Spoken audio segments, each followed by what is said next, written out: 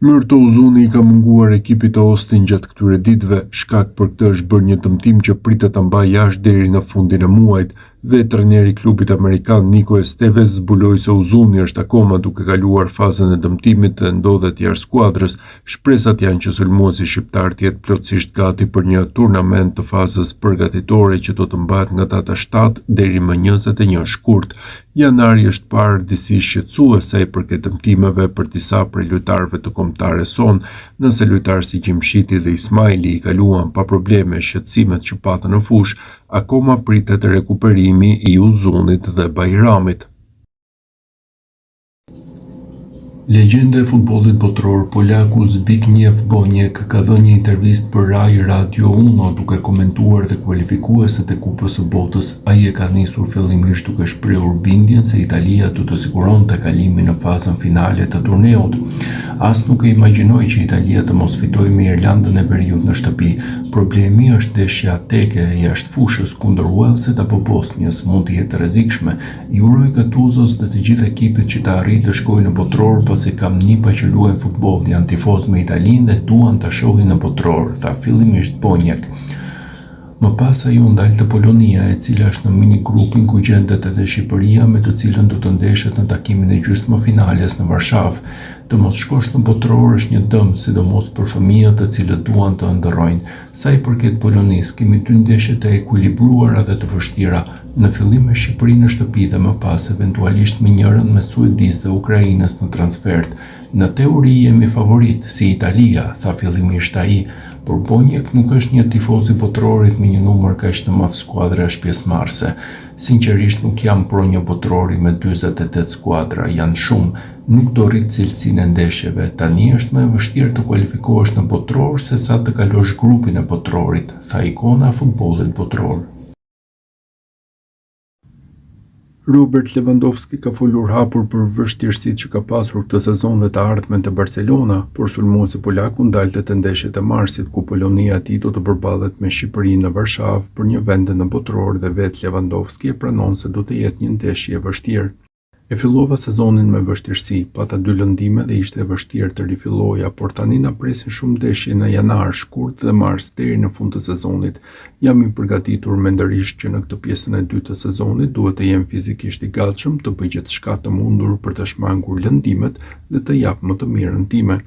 Na presin kundërshtar të fortë në play-off, nuk do të jetë lehtë, por luajmë kundër Shqipërisë në shtëpi me mbështetjen e tifozëve tanë dhe kjo do të ne jap një shtysë ekstra. Nuk kam shumë dashuri për ish trajnerin ton, kur mora vesh që po më hiqnin shiritin e kapitenit tuaj se rash nga karrigja, por e lash pas dhe shkuam përpara. Të arrish në maj nuk është pjesa më e vështirë, që të qëndrosh aty është ajo që vërtet ka rëndësi. Për 15 ose 20 vjet duke luajtur futboll, kam pasur nevojë të testoj dhe të tejkaloj kufijtë e mi fizik, mendor dhe psikologjik. Kam prishur shumë mure për të arritur këtu dhe për të provuar që është e mundur. Polonia ka mbërritur në play-offin e botrorit si skuadra e renditur e dyta në grupin G të kualifikuesve pas krahave të Holandës me të cilën e regjistroi 2 barazime. Ecuria e saj në këtë edicion u shënua nga jo pak probleme, ku më I madhi ishte zënka në fillimin e edicionit mes trajnerit Michal Probierz dhe Robert Lewandowskit, të cilit ju hoq shiriti I kapitenit. Sulmuesi deklaroi se po të riqej nga ekipi kombëtar për sa kohë ishte Probierz në drejtim duke shkaktuar kaos te Polonia. Kjo dhe humbja 2-1 ndaj Finlandës në qershor bën që në fund të ishte trajneri Probierz ai që të tërhiqej, duke dhënë dorëheqjen me Jan Urban që mori vendin e tij, ndërsa Lewandowski u kthye në ekip. Në ndeshjet e mbetura Polonia regjistroi 3 fitore dhe 2 barazime ndaj Holandës, por ato nuk mjaftuan për t'i marrë vendin e parë në grup tulipanëve, duke detyruar skuadrën polake të kalonte nëpërmjet play-offit, ku tashmë si kundërshtar të parë do të ketë kombëtaren tonë. Kombëtarja polake I ka mësuar kundërshtarët e saj në fazën eliminatore për një vend në Kupën e Botës 2026. Ndoshta kishte dhe rrugë më të mira, komentoi Cezar Kuleza, presidenti I Federatës Polake të Futbollit. Ai gjithashtu nuk e përjashtoi mundësinë që një finale e mundshme kundër Ukrainës të luhet në Poloni. Kombëtarja polake përfundoi e dyta në grupin G të kualifikuesave të Kupës së Botës 2026 dhe do të garojë në ndeshjet eliminatore të pranverës për të kualifikuar për turneun e vitit të ardhshëm. Nëse skuadra janë Urban po Shqipërinë, ata do të përballen ose me Ukrainën ose me Suedinë në ndeshjen vendimtare. Ai nuk e fsheu faktin se polakët teorikisht mund të kishin tërhequr kundërshtarën më të lehtë, megjithatë përparësia tyre sigurisht mbetet kualifikimi për Kupën e Botës. Është e vështirë të thuhet nëse fati ishte në anën tonë apo jo. Ndoshta kishte edhe ndeshje më të lehta, por na ra shorti ashtu siç na ra. Duhet të fitojmë këtë ndeshje. Askush nuk do të na jap një bilet falas për në Kupën e Botës, vuri në tukje presidenti i Federatës Polake. Gjysmëfinalet do të luhen më 26 mars, ndërsa finalet janë planifikuar për më 31 mars.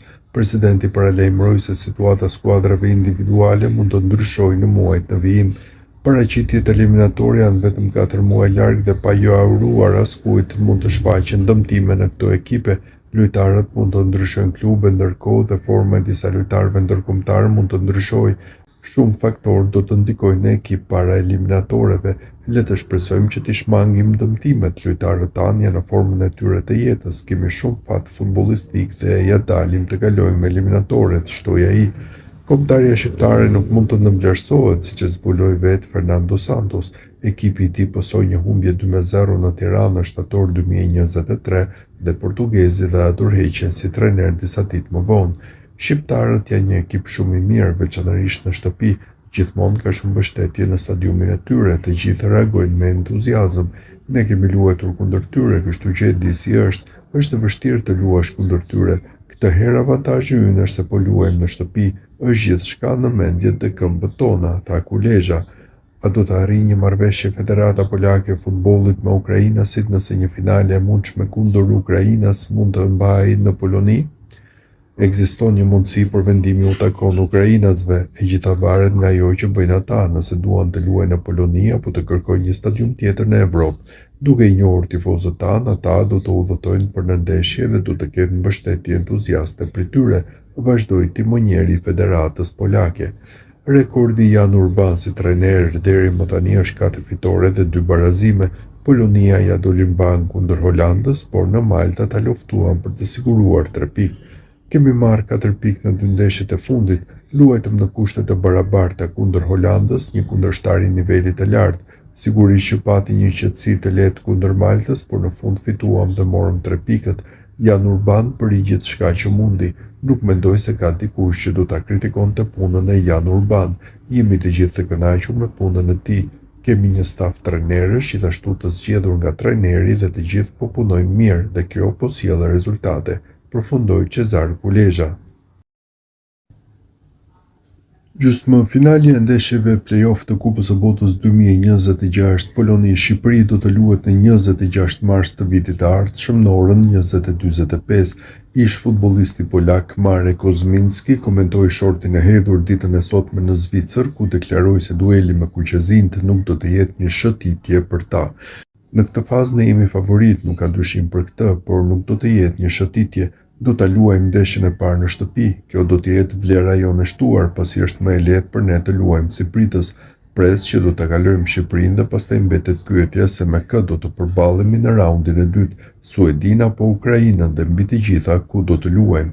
Ata janë një kundërshtar brenda mundësive tona, megjithëse kohët e fundit na treguan në shtëpi se ishim padyshim më të mirë, përfundoi ai. Prima di tutto essere qui veramente un'altra volta abbiamo meritato tantissimo, allora si gioca, adesso parlavo con tanti altri qua, no? Sono gli italiani, sono di tutti, si gioca, sul calcio 90 minuti può succedere di tutto, conosciamo bene la squadra avversaria ma anche loro conoscono benissimo anche, poi si gioca, allora si prepara la partita e avanti. Guarda, sono tutti 4 forti. Anche la prima Polonia, poi dopo dall'altra parte sono 2 avversari fortissimi anche. L'Ucraina lo conosciamo già di Nations League, Svezia anche abbiamo fatto un amichevole, quindi sono squadre forti, calciatori forti, poi un'altra volta poi sono 4 squadre molto forti. Në fakt, e para është që jam i lumtur që jemi në short për play-offin e Kupës Botës. Nuk prisja që do kishte në dhuratë, këtu janë të gjithë ekipet të forta, në bazën e dytë kundërshtarët që e mundshëm për mua ishin gjithë fort. Polonia është një skuadër që në fakt kemi luajtur në 2-3 vitet e fundit, gjithsesi shumë e fortë me një nga yjet e futbollit evropian, por ne do të tentojmë shanset tona. Duhet përqendrohemi maksimalisht tek Polonia, të shpresojmë për ta kaluar. Unë nuk kam pas asnjë lloj dëshire në fakt para se të vinim se kë nga 4 kundërshtarët e vazës dytë do doja në grup. Në fakt ashtu siç erdhën punët, short nuk do më pëlqente vaza e parë që ishte një ndeshje në Wales dhe e dyta kundër një kundërshtar i mundshëm si Italia. Të tjerët më duken gjithë shumë të fortë. Ne në letër nuk jemi skuadra favorite për ta kaluar këtë play-off, por gjithsesi do bëjmë maksimumin. Futbolli nuk është matematik, është një lojë që ka shumë të papëritura, ka emocione dhe unë shpresoj shumë që ne t'i dhurojmë sportazhëve tanë emocione pozitive.